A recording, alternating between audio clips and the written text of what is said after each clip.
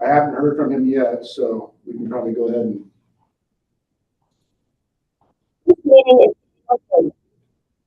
All right, we're ready.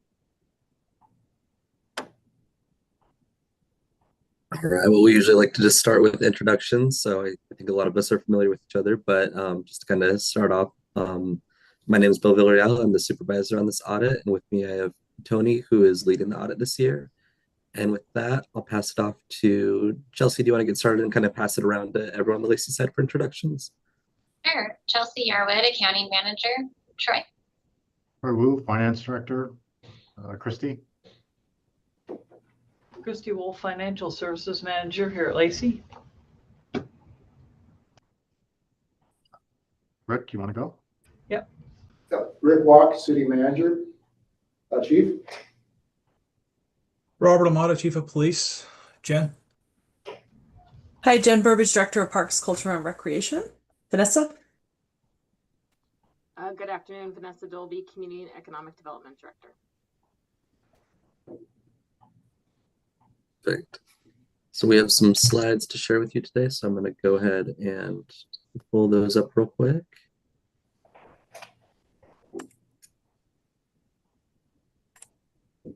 I'm used to using Teams, so I believe it's going to be starting to display the screen. Let me know if it is or isn't. You can see it. Perfect. So I'll get us started. The Office of the Washington State Auditor is tasked with being the auditor of all public funds. As such, we're responsible for auditing all state and local governments. Our team has approximately, or our office has approximately 400 professionals located around the state and conducts over 2,600 audits each year.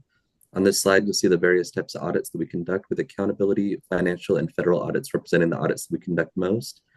And while we specialize in a wide variety of audit types, we have highlighted those that we plan to conduct for your city and would like to briefly describe each of those to you today.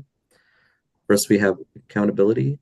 The purpose of an accountability audit is to determine whether the city has complied with state laws, contracts, grant agreements, and its own policies and procedures. In addition, the audit will also look at whether, in general, the city has adequate procedures in place to ensure public funds are properly safeguarded. The second type of audit we plan to conduct is a financial statement audit. And the purpose of a financial statement audit is to issue an opinion on whether financial statements prepared by the city are free from material error and are fairly stated. Opinions issued through financial statement audits are important to all users and may review your financial statements, such as bond rating agencies, as they let them know whether they can place reliance on the information being presented. In addition, the audits will also look at whether the city has adequate internal controls or procedures in place to ensure financial statements are prepared correctly, to detect errors prior to them being submitted for audit. If we identify any concerns with the city's process, audit standards require that we bring those to your attention if significant. And additionally, we're performing a state and local fiscal recovery fund compliance examination in lieu of the regular single audit. So I left federal highlighted on there because it's still a federal audit, but it's a little bit of a different look at it. So this is allowed when the city would be required to have a single, or would not be required to have a single audit, except that there was a lot of state and local fiscal recovery fund expenditures reported on the CFA. So this is similar to a single audit over just this grant, but with a little bit less compliance requirements. And our objective will be to review the district's state and local fiscal recovery fund grant for required compliance areas. At the conclusion of the examination, we'll issue an opinion on the city's compliance and share these results with the federal government. And with that, I'm going to pass it off to Tony to go over the next few slides. Thank you, Bo. We will conduct an accountability audit that will cover the period of January 1st, 2024 through December 31st, 2024. For this audit, we utilize a risk-based audit approach in selecting areas for further review. As part of this process, we completed a number of audit planning steps that included conducting risk assessments with key members of the city, reviewing minutes of the governing body, conducting analytical procedures, reviewing prior audit results, and assessing areas of common risk for cities across the state. Based on these planning procedures performed, we have identified the following areas for inclusion in our audit. For accounts receivable, we will recalculate utility billing charges. For procurement, we will review compliance requirements over the procurement of public works projects, purchases, and professional services. For accounts payable, we review general disbursement payments for approval and allowability. For self-insurance, we'll review unemployment claims. For open public meetings, we'll review compliance with minutes, meetings, and executive session requirements.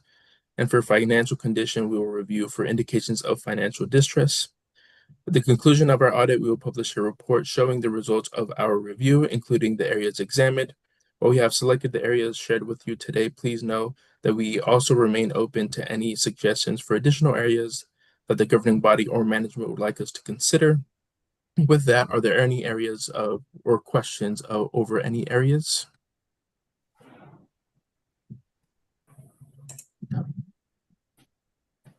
Our financial statement audit will cover the period of January 1st, 2024 through December 31st, 2024.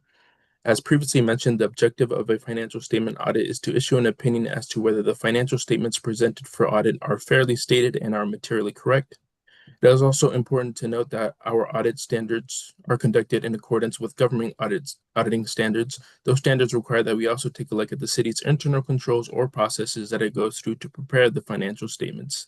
Should we become aware of any issues with your processes that could or did allow misstatements to occur, we are required to alert you to this matter during our audit. Lastly, we will also remain alert to any identified instances of non-compliance that could impact the information presented in the financial statements, and will bring this to your attention if identified. At the end of our engagement, we will issue a financial statement audit report to the city in accordance with US GAAP. This report will detail the opinion being issued, the results of our considerations of the city's internal controls and compliance, as well as a full set of audited financial statements. Before moving on, or I guess move on to the next slide, Bo. In relation to our financial statement audit, we plan to issue what is referred to as an annual comprehensive financial report letter. The city participates in the optional certificate of annual financial reporting award program offered by the Government Finance Officers Association. This program requires that the city produce additional financial statements scheduled and information that are subject to audit procedures. Upon completing our review of this additional information and the financial statement audit as a whole, we plan to present the city with the ACFR letter for inclusion in your financial annual report and eventual award submission. Any questions in regards to the financial statement audit?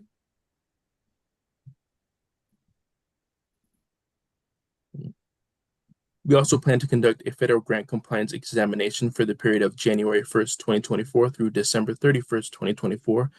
The objective of this audit is to ascertain whether the city materially complied with the requirements of receiving federal funding. Upon completion of this audit, we will issue an opinion on the city's compliance with federal grant requirements. An unmodified opinion is what you would want to receive and provides the assurance that the funds were expended in accordance with their intended purpose and all requirements have been largely followed. Please note that these results will be published in a combined report with our financial statement audit. Additionally, it is important to note that our examination is conducted in accordance with requirements set forth by uniform guidance and the Treasury. Those standards are also require that we gain an understanding of the city's internal controls or processes that it goes through to ensure Treasury requirements are followed. Should we identify a weakness or concern with that process that could or did result in significant non-compliance, we will bring those to your attention. Conducting our federal grant compliance examination, we will select enough federal grant programs for audit to satisfy coverage requirements set by federal guidelines. In assessing this requirement, we identified the following specific programs for inclusion in our audit. These programs represent approximately 86% of total federal expenditures for 2024. Any questions in regards to the examination that we're doing this year? Hey, Tony, I think you're aware that when we filed our annual expenditure report with Treasury that we didn't click the alternative compliance engagement box. So I basically clicked the box that said we were going to go through single audit. Yeah. I did draft an email to them maybe 3 weeks ago. Might even be able to go now. I don't expect a response from Treasury. They've been pretty slow throughout the entire coronavirus time period. So do you see any risk in that? We're supposed to file our single audit through the clearinghouse. I don't know what it looks like with this alternative process, but Any concerns with approaching that September 30th date and not having an answer back from Treasury? Yeah, not necessarily. I know Chelsea and I have been talking about this through the process so far, but no, I talked with a couple of people from our office that kind of they specify in single audits as well. And because the single audit deadline is way after the reporting deadline from the Treasury, it's evident that other cities kind of have this similar situation. So there aren't any concerns that you guys won't be able to change your guys' submission going forward. Okay. Well, this is actually our last year. I mean, we'll have to have that annual reporting because the federal government has not developed a closeout process for any of the ARPA dollars. So we are going to be in limbo for a while, but we've expended every dollar. So I think our annual report looks a little bit different going forward, but I don't think that really matters at this point. But yeah, just kind of an interesting piece with this new engagement kind of popping up mid COVID dollars, that type of thing. So just making sure that we're not really at risk in terms of filing deadlines, that type of thing. Yeah, no, I think we all should be good to go on that. Yeah. Okay, thanks. Yeah. An important part of the office is the continuous communication between our audit staff and yours.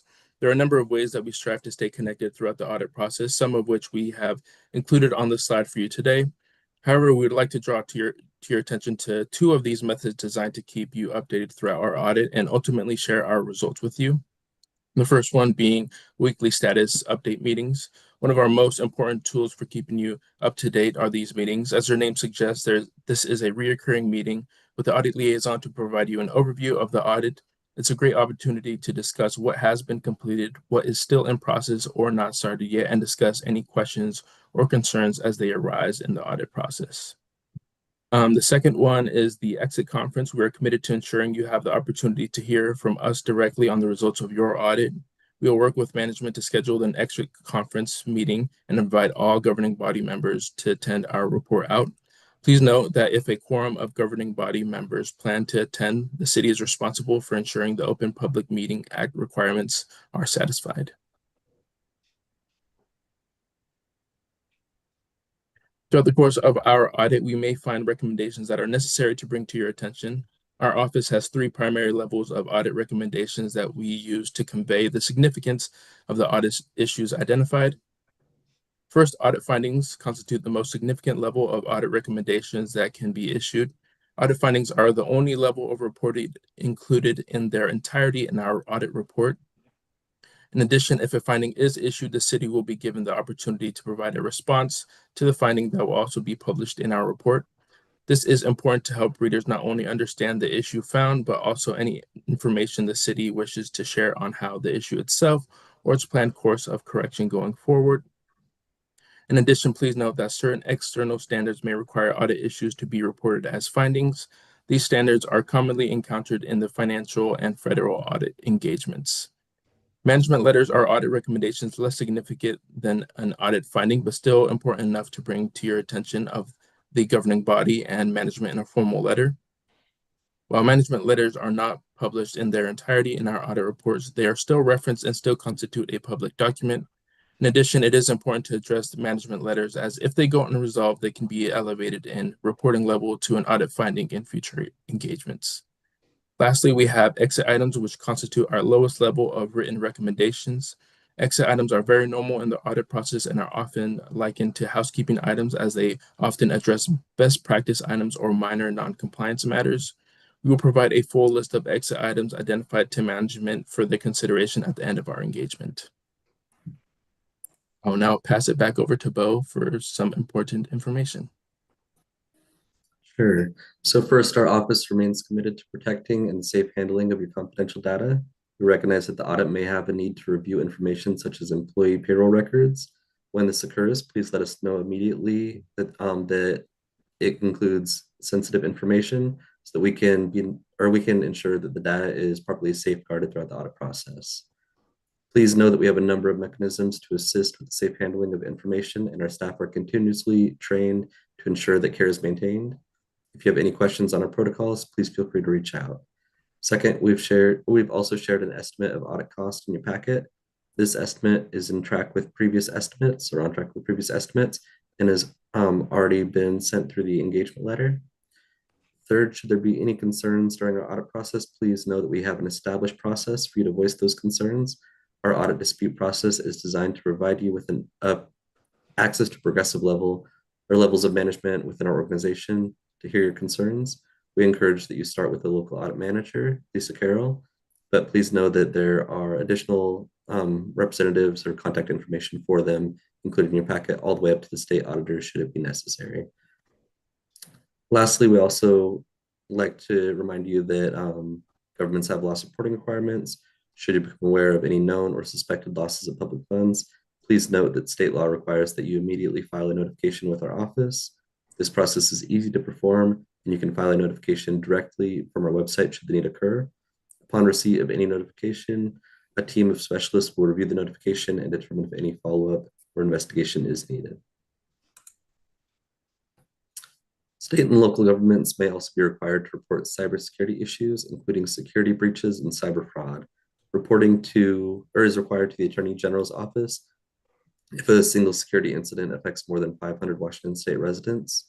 Reporting to our office may also be necessary if the event involves financial records or finances, and the requirement to report to our office is not dictated by the number of affected parties or whether you yourself experienced a financial loss. State and local government employees should alert us to suspected frauds, and notifications can be made on our website.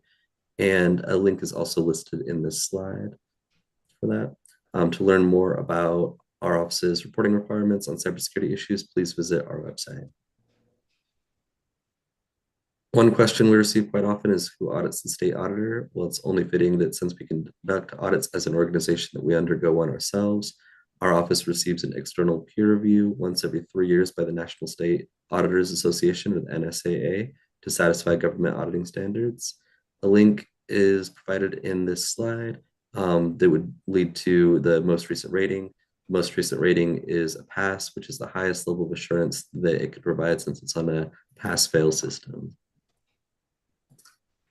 Beyond the regularly scheduled audit, please note that we have support services available at no additional cost for you year-round. First, our local government support team is available to assist with annual financial reporting and accounting services. From one-on-one technical assistance, various resources are available on our website, and they have a client help desk. The local government support team strives to ensure our local governments are prepared to meet their annual reporting requirements. In addition, they offer several trainings around the state and virtually each year to keep you updated on the latest accounting and reporting topics. In addition, the Center for Government Innovation is another great resource for local governments.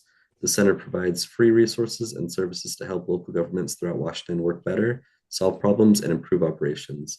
This team of specialists is available by phone, online, or in person to offer assistance at no additional cost. In addition to the resource library, the Center for Government Innovation offers free services that can help your government solve problems and improve operations. So they have cyber checkups where you can get a fast, free, and independent assessment of your city's vulnerability to common threats, along with actionable steps you can take to improve your overall cyber health. They have lien services, whether it's purchasing, permitting, or any other area. The center's lien specialists can help your government optimize efficiency, quality, and customer service. They have team building and leadership workshops, so you can strengthen your team, increase trust and productivity, and promote workplace harmony and employee satisfaction with the center's Clifton Strengths workshops.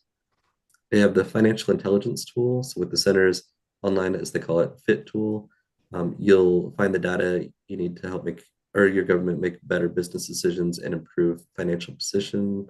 You can compare to other entities as well on there, and everything, kind of look at various financial factors on there. If you've not already, we encourage you to learn more about how the center may be able to help your city. You can learn more about the center on our website, or you can email them at center@sao.wa.gov.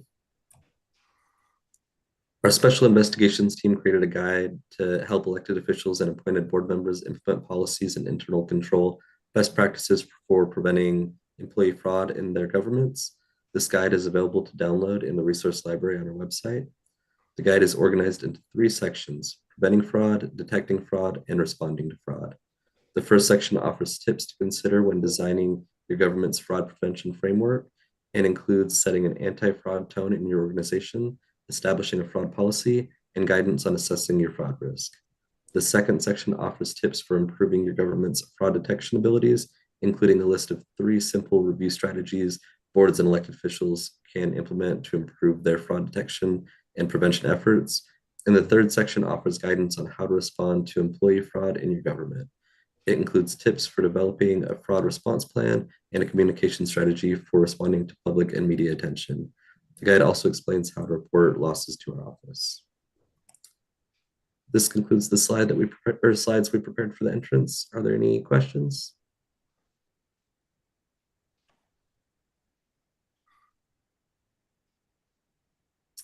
Right. Well, we appreciate everyone coming to attend this entrance. I'm going to go over all that information. Thank you. Thank you. Thank you. Thank you. Thanks, guys.